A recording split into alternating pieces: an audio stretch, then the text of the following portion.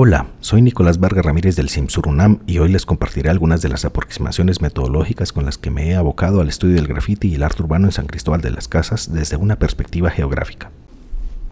La estructura que seguiré durante mi presentación es la siguiente. Primero, explicaré el contexto que en mi historia de vida me llevó a interesarme por el grafiti y el arte urbano. En segundo lugar, haré referencia a las investigaciones que se han realizado sobre grafiti y arte urbano en San Cristóbal de las Casas. En tercer lugar, expondré brevemente algunas de las formas como ha sido investigada desde una perspectiva geográfica la temática en otras partes del mundo.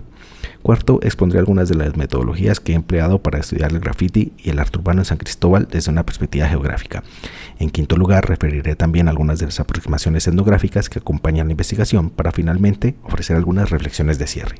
Mi interés por el grafiti y el arte urbano surgió en 2011 de la mano del colectivo por la protección de la provincia de Sogamuxi, cuando en el marco de un proceso de defensa territorial en Colombia contra la industria de hidrocarburos en la región andina, empezamos a recurrir a la creación de murales para sensibilizar a la población y para marcarle territorio a una multinacional petrolera de origen francés. En el marco de esta acción colectiva, Getulio Montaña Laguna, un personaje creado inicialmente como un cómic, fue adoptado como logo de nuestro colectivo y posteriormente empezamos a plasmarlo en murales tanto rurales como urbanos. Que Julia Páramo Flores, la comadre de Getulio, también fue plasmada en los muros de la plaza central del pueblo de Iza, en Boyacá, considerado bien de interés cultural del ámbito nacional colombiano. Cabe mencionar que, para entonces, los empleados de la empresa petrolera tenían en los hoteles de este pueblo sus centros de operaciones. Así, pintamos a Getulio y a Quejulia sobre edificaciones patrimoniales que, hasta entonces, habían permanecido únicamente con dos colores en sus fachadas, una franja verde en la parte inferior y el resto en color blanco. Marcar territorio de esta manera no solo generó la inconformidad de la multinacional petrolera, también las autoridades municipales se manifestaron inconformes y argumentaron la ilegalidad de dichos acabados en las fachadas de los bienes de interés cultural nacionales que intervenimos con permiso de sus propietarios. Pese a ello, y a sus intenciones de borrarlos, el derecho y la pertinencia de ambos personajes fue argumentada y defendida como parte integral de las expresiones de nuestra cultura boyacense, en tanto ambas representaban y enaltecían la identidad de la población campesina y la legítima defensa de su territorio. De esta forma, la creación de un cómic para la divulgación de un conflicto ambiental y para la reivindicación de nuestra cultura e identidad reveló un enorme potencial para visibilizar la inconveniencia de una actividad extractivista más en nuestro territorio. Los cómics y los murales además permitieron que tanto propios como extraños entendieran con más sencillez nuestra lucha y preocupaciones colectivas, en tanto que a través de estas piezas tradujimos los aspectos técnicos y legales contenidos en los documentos que amparaban las acciones de la multinacional petrolera y del Estado colombiano, y que muchas veces resultaban ininteligibles para las comunidades urbanas y rurales afectadas por estos actores. Para que las audiencias de Quejulia, de Getulio y luego de Cubio Montaña Piedra, hijo de Getulio, trascendieran el escenario local, también les creamos cuentas en Twitter y Facebook a través de las cuales resaltamos la importancia de cuidar nuestro territorio y a la vez difundimos las experiencias de otras comunidades afectadas igualmente por conflictos ambientales. Así, este primer acercamiento hacia el cómic y el muralismo nos permitió develar la fuerza y el alcance del trabajo artístico y creativo como estrategia para tejer redes, para incomodar y para decir cosas que de otra manera quizás podrían haber expuesto nuestra identidad individual poniéndonos en riesgo, dado el contexto violento hacia quienes emprendemos causas sociales y ambientales de este tipo en Colombia. Visité por primera vez San Cristóbal de las Casas en junio de 2023. Tras mudarme a San Cris, en octubre de ese mismo año para trabajar en el CIMSUR, me llamó mucho la atención que un lugar con connotaciones patrimoniales semejantes a las del pueblo de Iza en Boyacá tuviese tantas expresiones y diálogos plasmados en sus paredes, banquetas, señalética, postes y demás lugares susceptibles de intervención y apropiación. Motivado por la curiosidad y por mi propia incapacidad para leer tags y bombas, empecé a fotografiar las paredes localizadas dentro de su zona de monumentos históricos del ámbito federal y a prestar atención a la continuación de los diálogos que allí parecían suceder. Mi curiosidad y afinidad por los murales de igual forma me motivó inicialmente a contemplarlos y luego a interesarme por rastrear su origen y por conocer más acerca de sus manos y mentes creadoras. Mi motivación enraizada en procesos de defensa territorial me llevó también a querer develar las territorialidades plasmadas en los muros y que, como en la música, considero legibles tanto por los sonidos, es decir, la existencia de graffiti, arte urbano, stickers, entre otras expresiones, y por los silencios, entre comillas, es decir, los muros sin pintura o con acabados en fachadas apegados a los reglamentos patrimoniales y urbanísticos. Mi intención al querer develar estas territorialidades se relaciona justamente con las disputas por el espacio y sus estéticas, con los aspectos jurídicos y culturales que determinan su carácter de legalidad y en cómo éstas reflejan la existencia de problemáticas ambientales, sociales, religiosas y culturales, por solo mencionar algunas. Mi punto de partida ha sido por supuesto complementado por la búsqueda y revisión de las distintas publicaciones que al respecto del graffiti y el arte urbano han sido publicadas sobre San Cristóbal de las Casas y sus alrededores. Este proceso, además de ayudarme a comprender y a situarme mejor en el fenómeno sobre el que me interesa indagar, me ha proporcionado pistas referenciadas espacialmente para identificar aquellas calles, barrios y colonias donde se han celebrado festivales o se han promovido actividades para fomentar la práctica creativa colectiva del graffiti y el arte urbano. En esta revisión preliminar evidencié la preeminencia de abordajes etnográficos acompañados ocasionalmente por fotografías de las piezas de graffiti o arte urbano analizadas. En dichas fotografías, sin embargo, la escala de las piezas generalmente no es documentada. Hasta ahora, solo en una de las referencias revisadas he encontrado información espacialmente explícita plasmada en mapas. Se trata de la tesis doctoral de Morales Vargas, quien representó la mayor presencia de intervenciones en muros a partir del trabajo con 4 grafiteros en San Cristóbal. En su tesis, Morales Vargas da cuenta de cómo al sistematizar la locación de sus obras fueron develadas algunas de las territorialidades de sus colaboradores, sus lugares de tránsito, de residencia, de trabajo, de ocio, entre otros. Posteriormente, me aboqué a revisar cómo el graffiti y el arte urbano son investigados desde perspectivas geográficas y cartográficas, esto con el fin de aclarar las posibles rutas metodológicas a seguir. El uso de sistemas de información geográfica se hizo evidente, así como el de bases de datos gubernamentales y de repositorios de imágenes a pie de terreno como Google Street View, empleados como insumos para hacer análisis espaciales interrelacionándolos luego con variables como la ocurrencia de delitos, la inseguridad, el turismo, la gentrificación y la pobreza, entre otros. Sin embargo, durante esta revisión me llamó la atención que en sus aproximaciones la verticalidad característica de los muros y de las dimensiones de las piezas de grafiti y arte urbano terminaban resumidas a su localización espacial en un plano horizontal, es decir, a su latitud y longitud. En virtud de esta evidencia basada en mi revisión de algunas fuentes, empecé a explorar la aplicación de algunas de las metodologías que a menudo he empleado en el marco de actividades de mapeo y uso de drones desde perspectivas comunitarias y participativas. Así, en primer lugar, empecé a caminar para capturar fotografías georreferenciadas empleando mi teléfono móvil. Dado que, como señalé, me interesa registrar del espacio urbano tanto sus sonidos como sus silencios, ambos entre comillas, decidí que la captura de fotos tendría que abarcar toda la extensión de la cuadra. A la fecha, he cubierto varias decenas de cuadras localizadas en su mayoría dentro de la zona de monumentos históricos. La captura de fotografías caminando, sin embargo, demanda una cantidad considerable de tiempo, por lo cual decidí explorar otras formas complementarias. Así, en segundo lugar, incorporé la captura de información en bicicleta usando una cámara GoPro Max de 360 grados pegada a mi casco. Y dado que evidentemente la captura de información demanda necesariamente contar con espacio donde almacenarla, decidí alojarla en la base de datos de Mapillary, una alternativa que a diferencia de Google Street View, permite que la información se comparta y se reutilice gracias a una licencia Creative Commons. La plataforma, además, difumina de manera automática los rostros y matrículas de quienes aparecen en escena, garantizando así que las fotografías no revelen información personal sensible.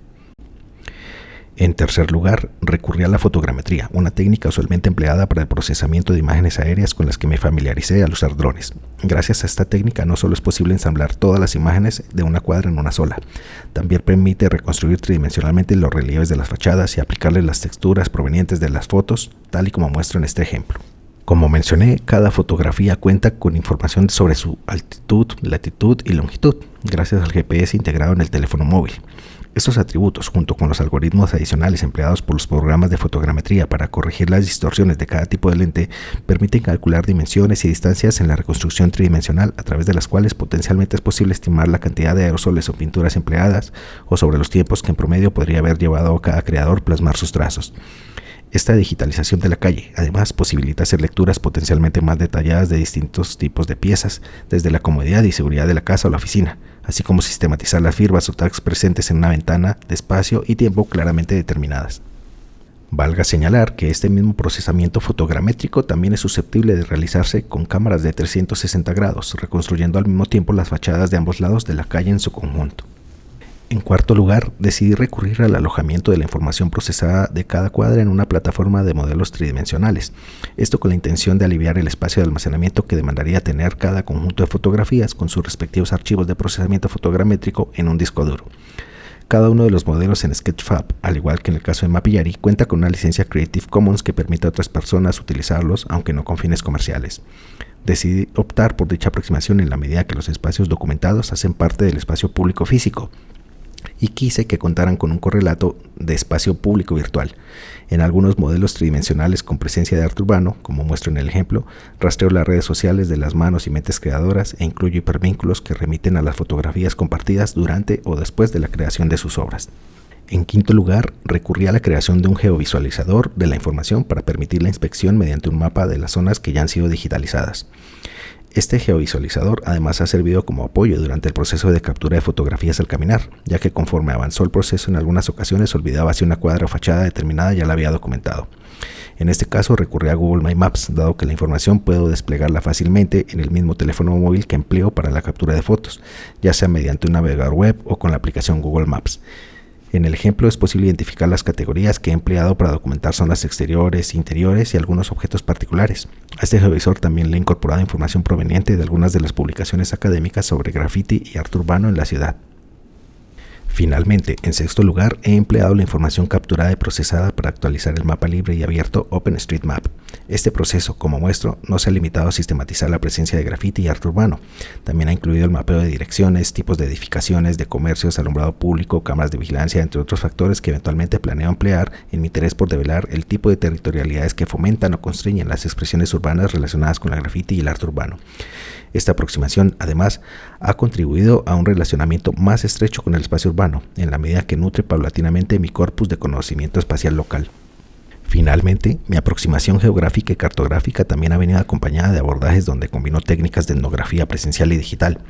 Para tal fin, decidí crear un perfil público de Instagram donde sitúo claramente mi formación y adscripción institucional, a través del cual sigo exclusivamente los perfiles de aquellas personas que en sus murales, stickers u otras obras difunden sus redes sociales. Esta aproximación poco a poco me ha permitido establecer contacto virtual y presencial con algunos grafiteros y muralistas presentes en la ciudad, así como con propietarios de edificaciones dentro de la zona de monumentos históricos que promueven y defienden la implantación de estéticas diferentes a las legalmente permitidas por las legislaciones urbanísticas y patrimoniales. Durante este proceso, por ejemplo, he identificado apuestas y trayectorias afines a las que inicialmente despertaron mi interés por los murales y el cómic, como es el caso del artista Decadence, quien en sus creaciones e intervenciones expone una perspectiva crítica relacionada con los problemas hídricos y alimenticios que enfrentan San Cristóbal y Chiapas. Finalmente, también asisto a los distintos escenarios que, ya sea desde el hip hop y el graffiti o desde las galerías de arte, son ofrecidos en San Cristóbal como parte de su oferta cultural y turística. Para finalizar, quisiera reflexionar brevemente sobre 4 aspectos. Primero, las metodologías que he empleado hasta el momento brindan la posibilidad de hacer lecturas digitalizadas del espacio urbano más detalladas que ponen en contexto no solo la paleta de colores de una fachada, sino la de toda una cuadra. Esta aproximación, sin embargo, genera un gran volumen de información que demanda equipos de captura y procesamiento especializados, cuyos resultados rebasan la capacidad de procesamiento, sistematización y análisis desde una aproximación individual. Haría falta un crew para cubrir áreas más extensas en un mismo periodo de tiempo, y una decena más para generar datos sobre la ubicación, las dimensiones y los creadores del graffiti y el arte urbano. Mi intención al compartir estas aproximaciones es la de conformar redes y equipos con las cuales colectivizar el trabajo o posibilitar estudios de caso comparados. En segundo lugar, la lectura sistemática de las territorialidades urbanas y periurbanas plasmadas en los muros puede develar las pugnas por la apropiación de los espacios, pero también reflejar la existencia de problemáticas sociales de diversa índole, tanto en el escenario local, nacional y global. Los muros de San Cristóbal y la heterogeneidad cultural de quienes la habitamos diariamente reflejan distintos tipos de disputas, como ejemplifican las plantillas con consignas Palestina libre en verde, que al poco tiempo son sobrepuestas por plantillas en color negro con la consigna de Hamás, o los muros que aluden a los dramas migratorios actuales resaltando la consigna Nadie es ilegal. Estas territorialidades, con la popularización y masificación de las redes sociales, muchas veces trascienden lo local y se insertan en audiencias globalizadas mediadas por lo digital, las cuales también hacen parte de territorialidades digitales que es necesario considerar. En tercer lugar, la digitalización georreferenciada de la ciudad no solo presupone una utilidad para la investigación sobre el graffiti y el arte urbano. La cartografía es técnica, pero también política, y generalmente es una de las herramientas privilegiadas por gobiernos y multinacionales para leer los territorios y mover sus propias fichas. En esta medida, las mismas metodologías que he explorado y las bases de datos que he nutrido pueden usarse tanto para planificar acciones pro como anti-graffiti y arte urbano, o bien para abordar otro tipo de temáticas y problemáticas urbanas. Por esto, en último lugar, quisiera señalar la importancia de considerar tanto las implicaciones éticas como políticas que eventualmente podrían derivarse de aproximaciones como las que he expuesto durante esta presentación. Dado que mi interés es de vieja data, pero mi aproximación como un interés de investigación es reciente, agradecería a quienes ya tienen mucho más camino recorrido ofrecerme tanto luces como sombras al respecto. Concluyo compartiendo mis medios institucionales de contacto en caso de que consideren pertinente profundizar en las implicaciones técnicas, políticas y éticas de mi aproximación inicial hacia el estudio del grafiti y el arte urbano en San Cristóbal de las Casas. Muchas gracias por su atención e interés.